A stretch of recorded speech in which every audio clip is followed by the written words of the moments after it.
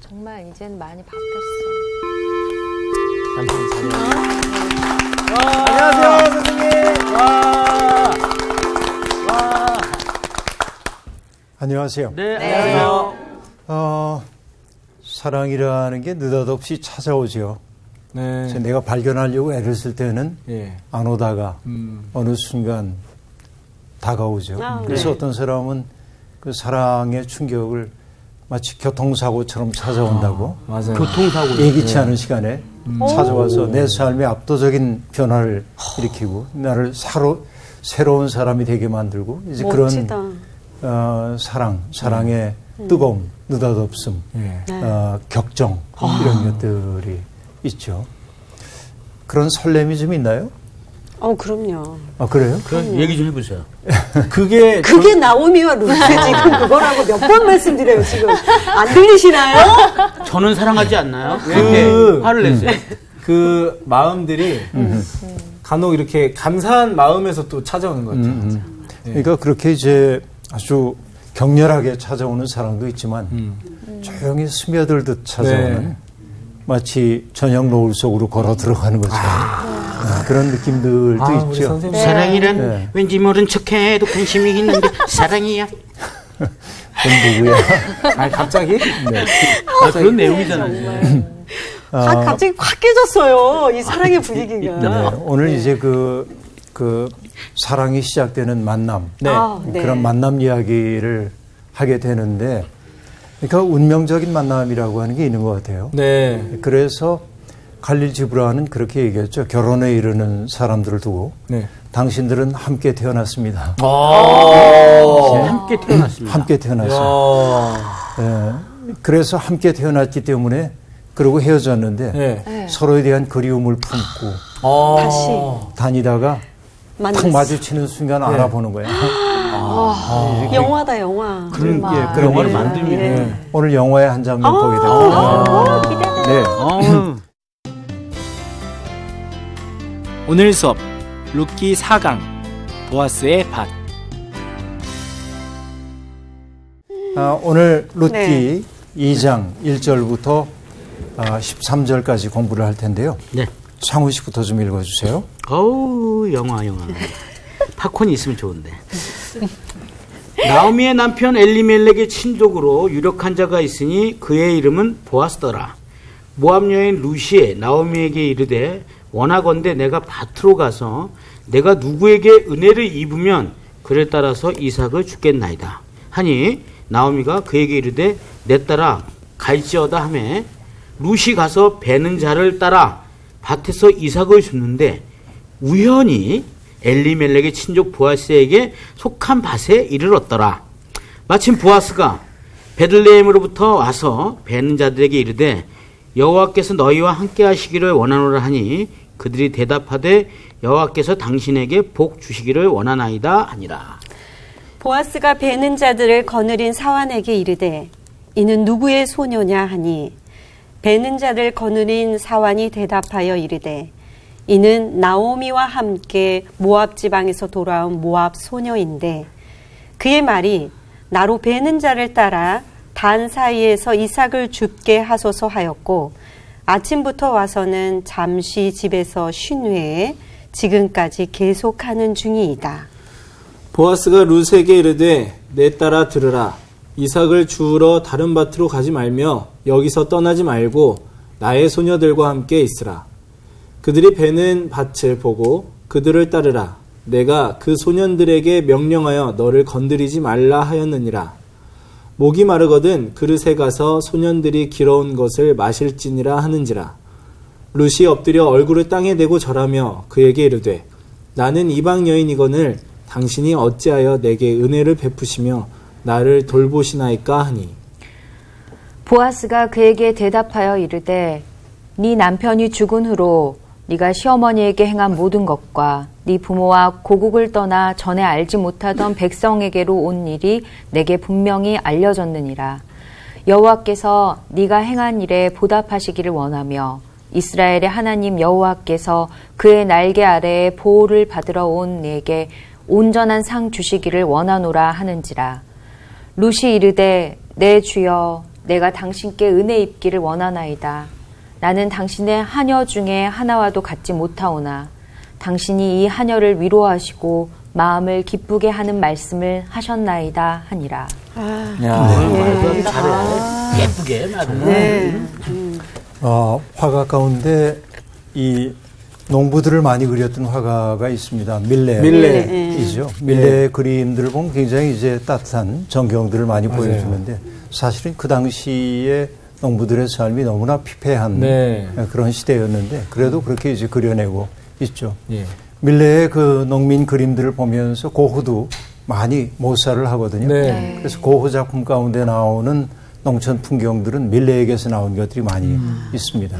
근데 여하튼 오늘 이제 드디어 보아스와 룻이 만나는 장면이 나오게 되는데 장면을 전환하기 위해서 2장 1절은 이제 이렇게 얘기합니다. 나오미의 남편 엘리멜렉의 친족으로 유력한 자가 있었다 하고 얘기를 하고 있습니다. 죽은 남편의 이름이 다시 한번 이제 환기가 되고 있습니다. 그런데 친족이라고 하는 단어가 여기에 나오죠? 네. 이거는 뭐냐면 한 조상에게서 나온 사람들, 시족들을 일컫는 말입니다. 그러니까 위로 거슬러 올라가다 보면 조상들이 있죠.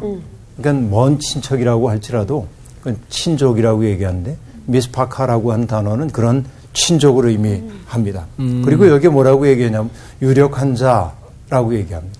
그러니까 유력하다라고 하는 얘기는 권력이 있다는 뜻이기도 하고요.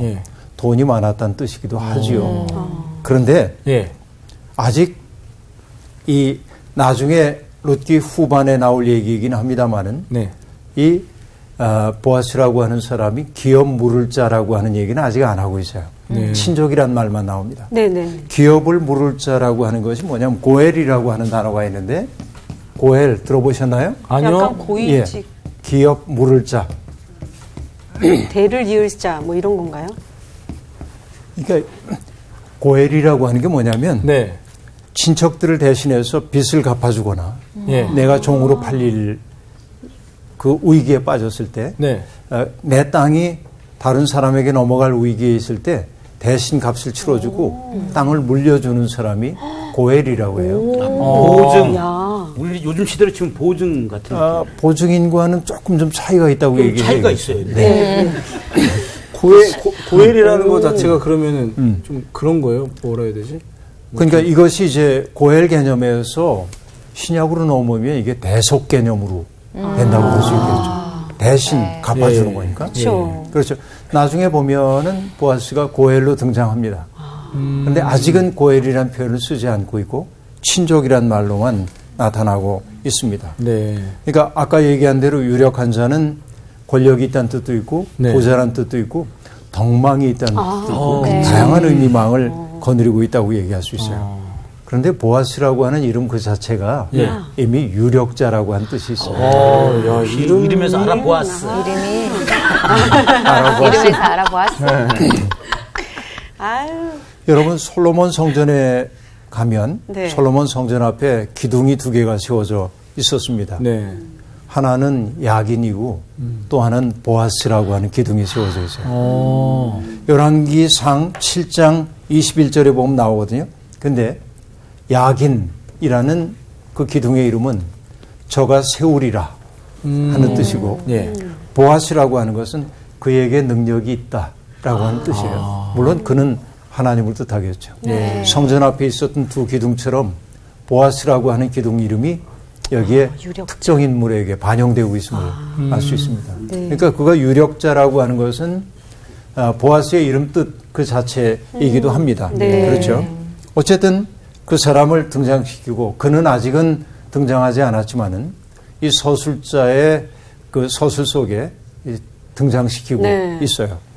그리고 이제 다시금 룻 얘기가 나옵니다. 모압 여인 룻이 나오미에게 말하기를 원하건대 내가 밭으로 가서 내가 누구에게 은혜를 입으면 그를 따라서 이삭을 줍겠나이다 하니 나오미가 그에게 이르되 내 따라 갈지어다 했다는 겁니다. 여전히 룻은 모압 여인으로 자기의 민족과 종교를 버리고 왔거든요. 그런데도 그의 출신으로 일컬어지고 있습니다. 사실 이게 지난주에 우리 미란 씨가 어머니 얘기하면서 뭐 보댁 예. 그렇게 얘기를 했는데 네. 그것은 그 여인들의 이름이 잘 불려지지 않던 시대에 그렇죠. 그의 출신을 가지고 맞아요. 얘기했던 것이고 그것 자체가 차별이라고 얘기할 수는 없겠으나 여기에 모압 여인이라고 얘기하는 것은 조금 좀 차별적 언어일 수도 있는 거죠. 그렇죠. 왜냐하면 그의 출신을 상기시키니까 네. 선민에 속하지 않은 사람이니까 그렇죠. 모압 다르다, 여인으로 이런 여전히 소개가 되고 있습니다. 네. 그러니까 사실 이것이 독자들에게 계속 모압 여인 하고 얘기함으로써 네.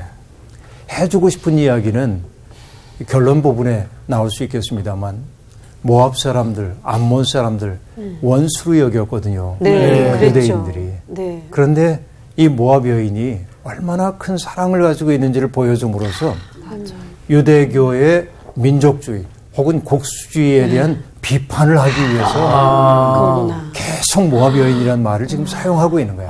그걸 좀 깨뜨리는 작업 중에 네, 깨뜨리는 작업 중인 거죠. 의도적인 표현을 지금 해나가고 있는 겁니다. 그리고 이제 내가 밭으로 나가도 되겠습니까? 하고 여쭙고 있지만 이것은 허락을 구하는 것이라기보다는 저게 분명한 의지. 네. 어머니가 홀로 굶고 있는 것을 볼 수가 없어. 그 며느리가 어머니를 위해서 이삭을 줍겠다고 하는 아주 완곡한 표현이 여기에 등장하고 있습니다. 네. 사실 어느 밭에 가가지고 이삭을 줍겠다고 하는 것은 우리가 성결법전에 등장하는 그 이야기를 반영하고 있죠. 왜냐하면 레위기 19장부터 시작되는 성결법전에는 추수할 때 밭에 한 모퉁이 남겨두라고 얘기하죠. 제가 이제 거듭 강조를 해왔습니다만 포도 열매를 딸 때도 열매 일부분 남겨둬야 한다고 얘기했어요. 네. 땅에 떨어진 거 줍지 말라고 얘기했어요. 네. 왜냐하면 누구의 몫이에요? 약자들의 어떤 갖지 못할 소위 얘기하는 고아, 과부, 나그네의 몫이에요. 나그네. 그들은 그 사회에 가장 고통받는 사람들입니다. 보호자가 없는 거죠. 고아나 과부나. 나그네는 그를 돌봐줄 사람이 아무도 없는 그런 처지의 사람들입니다. 그러니까 그들이 굴욕감을 느끼지 않고 그 땅에서 살아갈 수 있도록 하나님은 방도를 마련하고 계신 것이죠. 네. 그렇죠. 그러니까 사람이 살다 보면 능력이 서로 다르기 때문에 어떤 사람은 부유해질 수 있고 어떤 사람은 가난해질 수 있어요. 그때 가난한 사람이 절망의 시면으로 떨어지지 않도록 기본적인 욕구를 채우면서 살 수 있도록 하나님이 사회적 안전망을 만들어 놓은 겁니다. 네. 하나님이 그렇게 명령하실 수 있는 근거는 뭐냐면 땅의 주인은 하나님이시기 때문에 그렇습니다. 그렇죠. 땅의 주인은 하나님이에요. 요즘 사람들이 뭐 땅을 많이 사고 자기 이름으로 등기를 하고 그러고 있지만 그래서 자식들에게 물려주고 하지만 우리가 알아야 될 것은 땅의 주인은 하나님이라는 엄정한 사실입니다. 그래서 땅을 공유화해야 한다는 사람들도 많이 있죠. 이것이 어떻게 보면 성서적인지도 모릅니다. 우리는 땅을 잠시 동안 하나님에게 빌렸을 뿐이죠. 근데 말뚝을 받고 뭐 철망을 두르고 그래서 이게 내 땅이라고 얘기하는 거 이게 성서적인지 자꾸 돌아봐야 할 일이기도 합니다. 그런데 신명기 법전에서는 그들이 그렇게 이삭 일부를 줍지 말고 추수하지 말고 남겨둬야 할 까닭을 이렇게도 얘기합니다. 너희들도 애굽 땅에서 종되었지 않느냐. 그러므로 이렇게 너희들 가운데 몸붙여 살고 있던 사람들의 고통스러움을 이해하는 것이 너희들이 뿌리로부터 차단되지 않는 일이다. 이렇게 지금 얘기를 해주고 있는 겁니다. 그러니까 여러분 이 당시에 금방 얘기한 성결법전에서 얘기했던 그 규정이 요즘엔 뭐냐면 사회보장제도 그죠? 사회보장제도로 활성화되고 있습니다. 그러니까 안전한 사회라고 하는 것은 제가 늘 얘기하지만 인간의 기본적인 욕구가 채워져야 하는 사회이죠. 그러니까 내가 배우지 못했다고 해서 내가 연로하다고 해서 연약해졌다고 해서 먹을 것조차 없이 굶주려 죽어가는 상태에 버려지면 안 되죠. 국가가 그렇게 하면 안 된다 하는 얘기죠. 또 병이 들었는데 돈이 없어 치료받지 못하면 안 되는 거죠. 미국의 의료 시스템이 대단히 문제가 많다고 그래요. 너무 비싸고. 맞아요. 이게 이제 이 문제를 좀 많이 시정하려고 애를 쓰고 있는 것으로 알고 있습니다만, 그러나 미국에 살고 있는 우리 교포들 얘기를 듣다 보니까 제가 아는 어떤 분은 강도를 만나가지고 총을 맞았어요. 네. 어깨를 관통하는 어려움을 겪었습니다. 가게에서 매니저로 일하다가. 그러니까 이게 큰일이잖아요. 네. 병원에 가서 치료를 받는데 치료비가 어마어마하게 나온 거예요. 근데 일단 치료해줘. 돈 안 내도. 거기 미국은 그렇죠. 네, 일단 치료를 해줘요. 그리고 나서 뭐냐면은 집으로 날라오죠. 그가 경제적으로 얼마나 낼 수 있는지를 판단해보고 낼 수 있는 만큼만 딱 받고 나머지는 다른 방식으로 채운다고. 그러니까 어떻게 보면 미국의 의료 시스템에 상당히 문제가 많이 있기도 하지만 그쵸. 그래도 어쨌든 병 나은 사람은 고쳐놓고 보는 네. 이런 일들이 있는데 그래서 아픈데도 그 고침을 받을 수 없는 그 서러움 속에 사람들 빠지지 않도록 해주는 거, 이런 것들이 한 사회가 안정된 사회라고 얘기할 수 있겠죠. 네. 이런 것들 아무튼 이게 사회보장제도를 대신하고 있는 제도인데 이게 참 아름다운 전통이기도 합니다. 네. 사실 율법은요, 어떻게 보면 고리타분해 보일 수도 있지만 굉장히 지혜로운 부분들이 있습니다. 네. 예를 들면 이런 거죠. 내가 어떤 사람하고 등진 채 살아요. 원수야. 네. 근데 성경이 이렇게 얘기합니다. 어느 날 나가다 보니까 원수의 소나 나귀가 길을 잃은 걸 내가 봤어. 네. 그래서 그걸 잡았어. 그러면 어떻게 하냐면 이게 원수의 거니까 어떻게 해야 돼? 없애요? 숨겨요? 아니고 어떻게 하라고 얘기합니까? 반드시 네. 원주인에게 돌려줘야 돌려줘라. 돼요. 원수의 것이지만. 네. 근데 이게 지혜로운 게 뭐냐면 결국 저 사람과 내가 서로 등진 관계였는데 그래서 말도 안 해. 말도 안 섞고 만나면 아주 살벌하게 바라봤는데 소나 나귀를 끌고 가서 당신 거죠? 받아요. 이렇게 얘기하는 순간 이 짐승을 매개로 해서 뭐냐면 그렇죠. 화해에 그 단초가 마련되는 거죠. 이게. 그렇죠. 그걸 반드시 그렇게 해야 한다고 얘기했어요. 또 어떤 얘기가 또 바로 뒤에 나오냐면 출애굽기에 보면 원수의 소가 짐을 싣고 가다가 소나 나귀가 네. 너무 많이 짊어져가지고 쓰러졌어 얘가. 예. 그러면 어떡하라고 얘기합니까? 잘 됐다. 저 원수놈의 것 저렇게 됐으니 그러면 안 되고 네. 반드시 원수를 도와서 일으켜줘야 돼. 네. 어때요? 고맙죠. 고맙죠. 그렇죠. 네. 그러니까 은인이지. 직접적으로 대면해서 화해하기는 어려워도 그 짐승을 매개로 해서 화해할 수 있는 단초를 마련하는 거예요. 네. 율법은 이런 의미에서 굉장히 실용적인 지혜를 우리에게 알려주고 네. 있어요. 이게 화해하는 기법이야, 일종의. 네.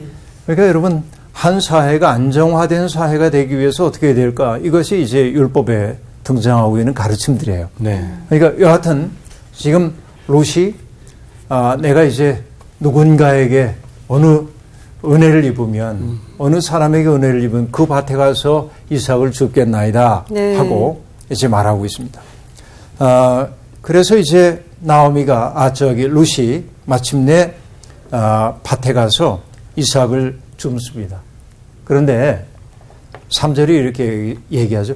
우연히 엘리멜렉의 친족 보아스에게 속한 밭에 이르렀더라 네. 하고 얘기합니다. 우연이라는 단어가 여기 강조가 되고 네. 있습니다.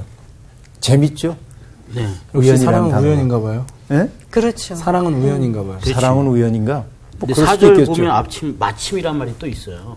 네. 마침 또 보아스가 지나가네요. 네. 그러니까 우연히 드라마야 드라마. 마침. 우연히 가는데 마침 또 들어가요. 따지고 보면 우연이라고 하는 것도 시간과 공간의 제약 속에 살고 있는 내게는 우연처럼 보이나 네. 시간과 공간을 띄워놓고 보면 필연일 수도 있는 일들이 참 많아요. 그러니까 말이에요. 그렇죠. 어떻게 보면. 그렇죠. 네. 그렇잖아요. 네. 그러니까 예를 들어서 내가 이제 남산 꼭대기에 이렇게 올라가 있는데 네. 저쪽에서 퇴계로에서 상훈 씨가 오고 있는 걸 내가 보고 있어서 이쪽으로 가고 있는 거를. 네. 네. 근데 이쪽 서울역 쪽에서 미란 씨가 이렇게 가고 있는 거야. 네. 네. 그게 나는 뭐냐면 머지않은 시간에 여기쯤에서 둘이 만나겠다. 그렇죠. 그렇게 내게는 둘이 만남이 필연처럼 보여. 네. 근데 둘이 마주치는 우연이죠. 순간 뭐라고 하냐. 야, 이런 운명이 다 있어. 웬일이야, 상훈아? 돈가스 먹으러 왔어. 오, 나 저기 옷 사러 가는 길인데, 어머, 여기 돈가스 웬일이니? 어디가 맛있냐? 그죠? 네. 그러니까 이게 우연처럼 보이나 네. 위에서 볼 때는 이게 필연처럼 그러네. 보이기도 하거든. 그렇죠. 예. 시간과 공간을 뛰어넘는 하나님의 지혜 속에서는 우연처럼 보이는 일들이 필연이야. 필연일 수도 네. 있는 거죠. 야. 이렇게 보니까 또. 그렇잖아. 높은 데서 네. 바라보니까 보이잖아. 이렇게. 네. 어떻게 될는지가 다 보여요. 그런 하나님은 그러니까 위에 계시면서 우리의 그런 모습들을 얼마나 자주 아는 보시겠어요. 거죠. 거 보고 그렇죠? 계시죠. 그러니까 그렇게 또 예정되었다고 사람들은 얘기하는 거예요. 아, 우리 만남은 우연이 아니오. 아, 저는 심지어 제 아내가 제 거 SNS를 잘못 클릭을 해가지고 들어왔다가 저를 만나게 됐거든요. 잘못 클릭한 거예요? 예, 저를. 잘못 클릭했는데 제 거를 들어온 거예요. 오. 그래서 이제 만나게 됐는데, 이것도 필연이죠. 그치. 우연 속에서. 네. 그렇게 해서 결혼까지 했는데. 야, 좀 이상하다. 예. 네. 이상해요? 아니, 굉장해요. 이상하지 않아요. 굉장해요. 굉장해요. 예. 네. 나도 내 아내를 그렇게 봤는데 기차에서 어떤 여자가 날 쳐다보고 있어. 누구야? 그러고 이렇게 눈이 마주친 게 처음 마주친 건데 기차에서요? 그날 왜 그 기차를 타? 그런 거죠. 네. 여하튼 좀 더 얘기해 주시죠. 그만해. 더해. 네. 아, 사랑 얘기는 항상 재밌어요. 그러니까. 네. 맞아. 자, 어쨌든 네. 그 밭에 친족인 보아스에게 속한 밭에 이르렀는데 네. 아까 상훈 씨가 지적한 것처럼 마침. 마침 또 보았어요. 보아스가 베들레헴에서 와서 베는 자들에게 인사를 나눕니다. 여호와께서 너희와 함께 하시기를 원하노라. 그들이 대답합니다. 여호와께서 당신에게 복 주시기를 원하나이다. 여러분 인사말이죠. 이렇게 네. 이제 그 보통 하는 인사말입니다. 사실 우리가 인사말 굿바이라고 한 말이죠. 네, 영어로 굿바이 그러죠. 근데 굿바이가 정확히는 모르겠습니다만 God be with you라고 한 말의 줄임말이래네. 네. 하나님이 그대와 함께 하시기를 God be with you. 이게 굿바이라고. 오. 야. 좋은 말이네요. 좋은 말이죠. 오, 좋은 말이네요. 그러니까요. 어쨌든 염원하는 말이니까 이렇게 이제 둘이 인사를 나누게 됩니다. 그러다가 보아스가 보니까 낯선 여인이 하나 있는 거예요. 네. 낯설어. 낯선 사람들. 네. 그래서 여러분 낯설미라고 하는 게 낯이 선 거죠. 네. 낯이 설어요. 낯이 익지 않고 낯설어. 네. 근데 우리는 어떤 이야기를 듣고 사냐면 낯선 건 위험해. 낯선 건 위험하고 불길하고 네. 우리에게 우리의 일상을 깨뜨릴 수도 있고 네. 그래서 우리는 늘 익숙한 것하고만 가까워지려고 맞아요, 합니다. 맞아요. 그렇죠. 예. 교회 생활하는 사람들도 네. 교인들하고만 가까워지려고 그래요. 익숙한 이 세계 속에. 네. 그래서 뭐냐면 익숙한 세계에만 머물면 편협해집니다. 그렇죠. 이 사람들이. 그렇죠. 예. 그래서 뭐냐면 낯설문 네. 더 커지라고 하는 초대예요. 그래서 코디라고 하는 저는 결혼 주례를 할 때 그 얘기를 해요. 사랑하는 두 남녀가 만나 결혼합니다. 예. 그렇죠. 이제 한 공간과 한 그 시간을 정비하며 살아요. 이전에 보지 못했던 낯선 게 발견돼. 그래서 실망하고 난 너 그런 줄 몰랐어. 맞아. 그런 적 있죠. 그렇죠. 네. 근데 그 낯설물 내 삶으로 품어야 돼. 사랑은 품는 거니까. 네. 그때 뭐냐면은 나는 더 커져요. 나의 세계보다 커진 거야. 지평의 융합이야. 철학적으로 얘기하면. 두 개의 지평이 융합해서 커지는 거예요. 그러니까 어쨌든 낯설다라고 하는 것이 낯선 사람이 보여요. 그래서 묻습니다. 이는 누구의 소녀냐? 자, 여기 누구의 소녀냐 그래서 루시 동안이었구나 이렇게 판단할 건 없어요. 저도 그 생각했는데. 그렇죠. 소녀라고 하는 것은 사실은 젊은이라고 하는 뜻인데 네. 젊은 처자는 누구냐 이런 얘기인데 이렇게 번역을 해놓은 거죠. 네. 근데 사실은 고대 세계에서 여성들이 요즘과 같지 않게 네. 누군가의 소유물로 간직되어 있기 때문에 네. 그래서 누구에게 속한 젊은이냐 그런 얘기예요. 네, 그렇게 네. 이제 묻는 거죠. 낯선 사람인 거예요. 그러자 책임을 맡은 젊은이가 대답합니다. 이는 나오미와 함께 모압 지방에서 돌아온 모압 소녀인데 라고 말합니다. 거듭거듭 모압이란 말이 계속. 또 다시 등장하고 예. 있습니다. 그러면서 나오미의 며느리라는 사실이 언급되고 있지는 않습니다. 네. 나오미와 함께 돌아왔다는 말만 하고 있죠. 네. 그런데요. 네. 그리고 모압 지방에서 돌아왔다고 얘기하므로 룻이 낯선 존재임을 드러냅니다. 그리고 사환이 계속해서 얘기합니다. 그의 말이 나로 베는 자를 따라 단 사이에서 이삭을 줍게 하소서 하였고 아침부터 와서는 잠시 집에서 쉰 후에 지금까지 계속하는 중이니이다 하고 말합니다. 자, 모압 여인이라고 얘기했지만 사환이 보고하고 있는 것은 뭐냐? 룻이 얼마나 충실하게 일하고 있는지, 네. 자기 일에 얼마나 충실하고 얼마나 인내하면서 일을 하고 있는 사람인지 넌지시 네. 평가하고 있는 것이죠. 네. 그러니까 여러분 충실하고 또 인내하는 덕성까지 갖췄어요. 자, 타자의 고통 속에 공감하는 사람이고 네. 그 공감의 능력에서 나온 것이 뭐냐면은 봉양하기 위해서 충실하게 노동에 임하고 있고 네. 또 인내하는 덕성까지 갖추고 있는 사람으로 소개가 되고 있습니다. 그러니까 롯의 노동이라고 하는 것은 마지못해 하는 소외된 노동이 아닙니다. 그렇죠. 네. 기쁘게 하는 네. 노동입니다. 그래서 이런 행함 말로만 사랑하는 게 아니라 정말로 어머니를 봉양하기 위해 하는 이 노동이 아름답죠. 그럼 마태복음에 보면은 산상수훈에서 주님이 말씀하시죠. 나더러 주님 하는 사람이 하늘나라 들어가는 것 아니다. 하늘에 계신 아버지의 뜻대로 행하는 사람이 네. 하늘나라 들어간다고 얘기하고 있는데 그렇죠. 그 말 그대로 이 이방 여인 이 롯이 보여주고 있는 모범적인 삶 누군가의 삶 속에 성육해 들어가서 그의 고통을 덜어주기 위해서 얼마나 충실하게 지내고 있는지를 보여주고 있습니다. 네. 그러자 마침내 보아스와 룻이 마주칩니다. 보아스 앞에 룻이 불려와요. 보아스가 룻에게 얘기합니다. 내 딸아 들으라.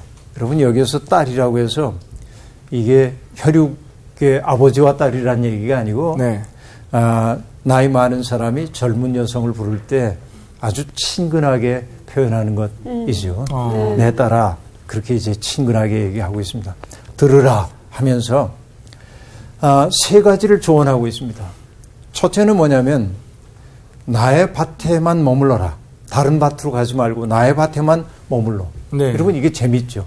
나의 밭에만 머물러라고 하는 게 이 둘 사이의 관계를 나타내는 말일 수도 있잖아요. 나중에. 너는 다른 사람에게 속한 사람 아니라 네. 나에게만 속한 사람. 이게 뭐예요? 내 여자? 네. 내 여자? 아니. 내 여자니까. 내 여자니까. 여러분 생텍쥐페리 어린 왕자를 보면 네. 어린 왕자에 보면 어린 왕자가 지구라는 별에 와가지고 약간 실망합니다. 뭐 때문에 실망하냐면 어느 집 담장에 보니까 수천 송이의 장미꽃이 피어 있는 거예요. 네. 그게 실망해요. 왜냐하면 자기 별에 있을 때 B612호에 있을 때 거기에 장미꽃이 우주의 유일한 것인 줄 알고 벌레 잡아주고 소가 따먹지 못하도록 꼴망 씌워주고 바람 막아주려고 병풍 쳐주고 그랬거든요. 이게 너무 귀해서. 보니까 흔한 거야. 여기 오니까 너무 흔한 거예요. 그렇죠. 그런데 은빛 여우가 나중에 가르쳐 주죠. 그것은 정말로 너에게 유일하다는 거예요. 내 별에 있는 그것이. 왜냐하면 금방 얘기한 그대로 여기 이 많은 장미들이 있지만 그 별을 내가 돌보기 위해서 벌레도 잡아주고 바람도 막아주고 소의 꼴망도 씌워주고 내가 길들였기 때문에 그건 유일하대.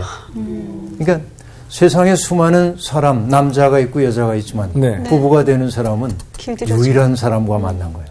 그러니까 내 밭에만 머물러. 이 얘기가 지금 보여주고 있는 네. 이 대목이 상당히 재미있는 거죠. 그죠? 나의 밭에만 머물라. 그렇게 말합니다. 그 다음에 두 번째는 뭐라고 얘기하냐면 나의 소녀들과 함께 있으라 하고 말합니다. 네. 그러니까 거친 남자들 속에 있으면 봉변당할 수도 있으니까 그러지 말고 내 밭에서 일하고 있는 이 여인들과만 함께 지내. 그 다음에 놀라운 얘기를 하고 있습니다. 네. 내가 소년들에게 명령하여 너를 건드리지 말라 하였다. 이거 굉장한 배려죠. 너를 건드리지 말라고 얘기했어. 그러면 이제 된 거죠. 유력자가 그렇게 얘기해요. 네. 그리고 특권을 줍니다. 목이 마르거든 그릇에 가서 소년들이 길어온 것을 마실지니라 하고 얘기해 줍니다. 그러니까 소년들에게는 룻을 성적 호기심의 대상으로 삼지 말도록 엄격히 명령했고 네. 그리고 룻에게 특권을 줘. 물을 마시라는 거죠. 네. 내 우물에서 물을 마시라. 그 얘기인 셈이죠. 네. 그러니까 여러분 이건 사랑이 시작되고 네. 있어요. 이미. 그럼요. 그렇죠. 네. 그래서 보호해주는 친족으로서의 이미지가 마련이 됐습니다. 네. 그렇죠. 그리고 우리가 텍스트를 통해 알게 되지만은 룻에 대한 개인적인 호감이 이런 행위를 통해 드러나고 있음도 또 하나 알 수 있습니다. 첫눈에 반했나 봐요. 첫눈에 반했나 봐. 그렇죠. 이게 썸이라고 하거든요. 썸. 네. 예뻤나? 네.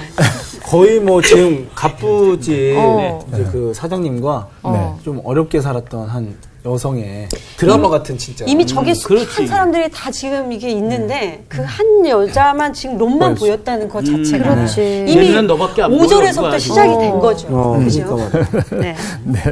그러자 롯이 엎드려 얼굴을 땅에 대고 절하며 그에게 이르되 나는 이방 여인이거늘 당신이 어찌하여 내게 은혜를 베푸시며 나를 돌보시나이까 라고 말하고 있죠. 네. 네. 그러니까 여러분 전에도 얘기했지만 암몬 사람과 모압 사람은 네. 여호와의 총회에 들어오지 못한다. 이게 율법의 규정이에요. 네. 왜냐하면 출애굽 때 그들이 이스라엘 출애굽 공동체를 박대했기 때문에 그들은 원수입니다. 예. 그렇죠? 그런데도 불구하고 낯선 땅에 온 모압 여인인 나를 왜 환대해 주십니까? 그렇게 얘기를 하고 있어요. 네. 어찌하여 은혜를 베풀어 주십니까? 여러분 환대라고 하는 게 네. 세상에 제일 쓸쓸한 게 환대받지 못하는 존재입니다. 그렇죠. 내가 어디 갔는데 다들 싸늘해. 예. 여러분 중세에 어떤 사람이 공동체에 죄를 지어요. 그럼 공동체가 벌을 내려. 근데 그 가운데 하나의 벌이 뭐냐면 셔닝이라는 게 있어요. 셔닝. 셔닝은 뭐냐면 아는 척하지 않는 거. 아유. 왕따네 왕따. 왕따 시키는 왕따요 거. 왕따. 그러니까 보름 동안 셔닝을 해야 돼. 그럼 그 사람은 없는 존재야. 투명인간 취급을 하는 거죠. 그렇죠. 예. 이게 이제 얼마나 고통스러워요. 근데 내가 어떤 장소에 갔는데 내가 없는 사람 취급받는 거예요. 예. 이러면 서럽죠. 설당이 없는 거죠. 그럼요. 환대란 뭐냐면 사회적 약자들에게 설 자리를 마련해 주는 거예요. 그거 안심하고 머물 수 있는 공간을 마련해 주는 거예요. 예. 그러니까 지금 룻이 이 보아스에게 해준 말이 뭐냐면 나는 정말 설당이 없는 낯선 존재인데 왜 내게 이런 환대를 베풀어 주십니까? 나로 하여금 이렇게 설당, 안심하고 설 수 있는 땅을 마련해 주십니까? 그렇게 얘기를 하고 있는 거죠. 그렇죠? 그리고 이 대목은 금방 읽었던 그 10절은 우리가 2절에서 네. 나오미에게 룻이 이렇게 얘기한 대목이 있죠. 내가 밭으로 가서 내가 누구에게 은혜를 입으면 네. 가정법으로 얘기했어요. 네. 10절에서 은혜를 받은 거죠. 네. 네. 10절은 2절이 그대로 이제 이루어진 것을 그대로 보여주고 있습니다. 그렇죠? 네. 그러자 보아스가 대답합니다. 내 남편이 죽은 후로 내가 시어머니에게 행한 모든 것과 내 부모와 고국을 떠나 전에 알지 못하던 백성에게로 온 일이 내게 분명히 알려졌느니라 하고 얘기합니다. 자, 남편이 죽은 후에 시어머니에게 행했던 그 일, 네. 그 행한 모든 일이 뭐냐면 그 시어머니를 선대한 것이고 네. 그것이 첫 시간에 룻기 첫 시간에 얘기하는데 헤세드입니다. 네. 헤세드. 그렇죠? 그러니까 정말 그 인애의 사랑, 그 헤세드를 베푼 게 내게 알려졌다는 거예요. 네. 그러니까 내가 고국을 떠난 까닭이 전쟁을 피해서라거나 혹은 기근을 피해서가 아니라 네. 고통을 겪고 있는 사람의 운명 속으로 뛰어든 그 사실을 내가 알고 있다. 버스 멋있다. 그렇죠? 그러니까 룻도 사실은 나오미에게 뭐가 되어줬냐면 환대를 베풀어 준 거죠. 네. 설당이 없던 나오미에게 설당이 되어준 거예요. 네. 제가 여러분 농담처럼 늘 하는 얘기인데요. 내가 여기 섰습니다. 이렇게. 네. 내가 서 있는 이 자리는요. 한 30cm면은 충분히 서 있을 수 있어요. 네. 내가 안심하고 섰어. 정규 씨가 내가 눈 감고 있는 동안에 장난으로 여기를 팠어. 15m 깊이로. 아이고. 주변을 다. 죄송해요. 눈을 뜨고 보니까 땅이 다 사라졌어요. 여기 서 있어요. 그럼 내가 똑바로 서 있을 수 있나요? 아니죠. 힘들죠. 네. 그러면 내가 여기 든든하게 서 있는 건 뭐냐면 쓸모없어 보이는 이 땅이 있기 때문에. 그렇습니다. 이게 중요해요. 진짜. 이거는 우리 선생님 진짜. 이거를 뭐라고 얘기하냐면 한자로 얘기하면 무용의 용 그래. 무용의 용. 어? 무용. 무용의 용. 무용의 용이야. 쓸모없음에 쓸모없음에 쓸모있게. 쓸모죠. 뭐예요? 내게 쓸모없는 것처럼 보여. 어떤 사람이. 그러니까 때때로 살다 보면 예. 가까이 있는 사람들이 힘겹게 느껴질 때가 있어요. 이 사람만 없으면 그런 생각이 들 때가 맞아요, 있어요. 맞아요. 그러나 분명한 건 뭐냐. 그가 있기 때문에 나도 있어. 맞아요. 그렇죠. 그러니까 예. 설당이 되어준다는 게 얼마나 중요한지 그 얘기가 여기에 등장하고 있는 겁니다. 네, 목사님. 네. 근데 제가 여기 읽으면서 좀 이해가 안 갔던 것 중에 하나가 사환이 이런 얘기는 안 했거든요. 근데 보아스는 어떻게 뭐 베들레헴이 알고 다 떠들썩했으니까 소문이 났겠죠. 소문이 났겠죠. 뭐 이미 그 보아스도 알고 있었다는 얘기예요. 여백엠이. 나오미 하면은 이미 다 줄달아서 팀이 다 알고 그러니까. 있었던 그 거예요. 얘기는 다 알고 걔가 얘인지 있었는데 몰랐는데 걔가 얘인지는 얘라고 얘기하니까 나오미 형이구나. 예. 이해가 됩니다. 네, 이해가 네. 됐죠? 네. 어쨌든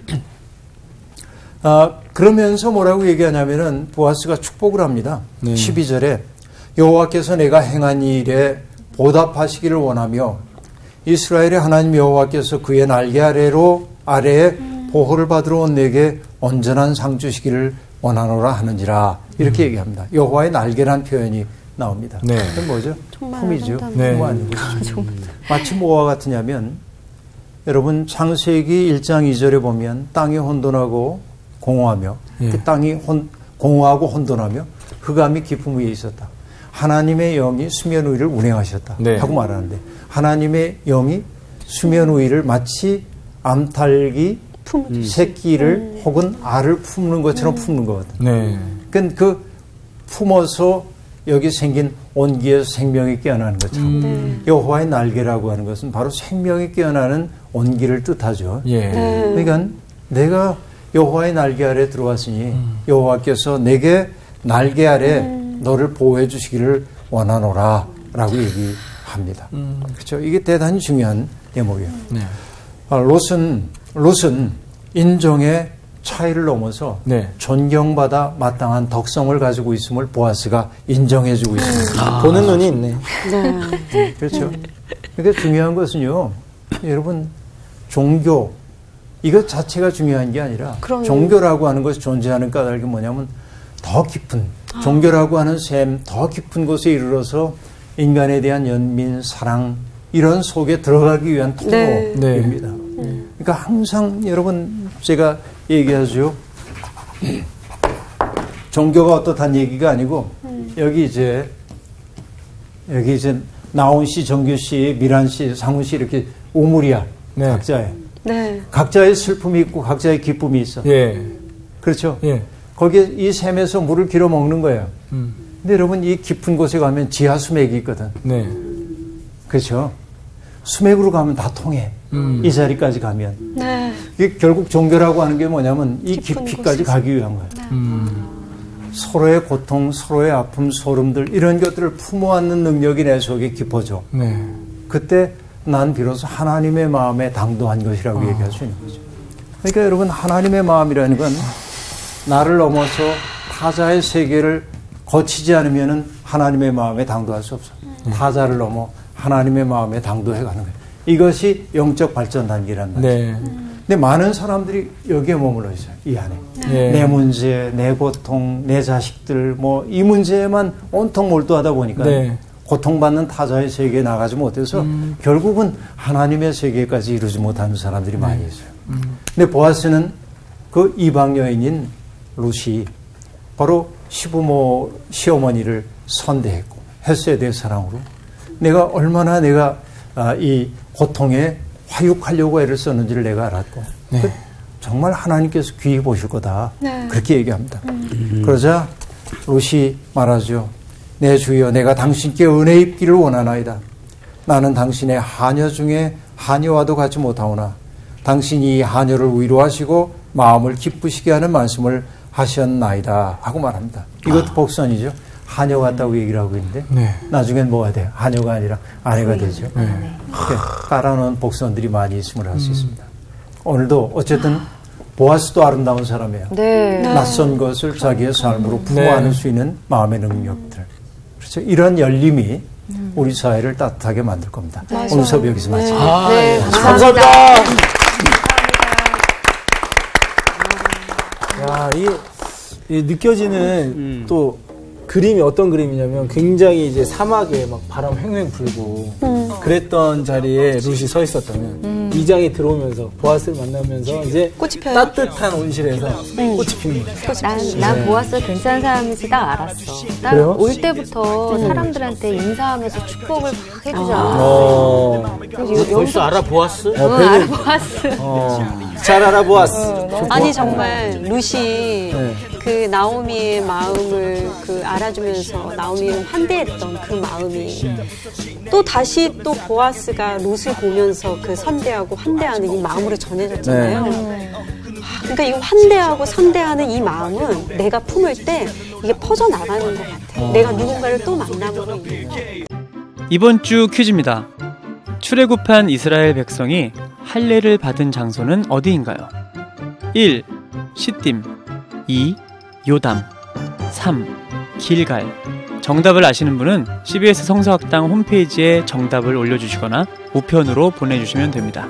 선정되신 분들에게는 하나님의 말씀을 전 세계에 보급하는 대한성서공회에서 성경, 송태근 선생님의 교회가 알고 싶다, 김기석 선생님의 아욥, 예레미야 산책 끙끙 앓는 하나님, 성경 통독을 위한 최고의 자습서 성경 2.0 가운데 하나를 드립니다.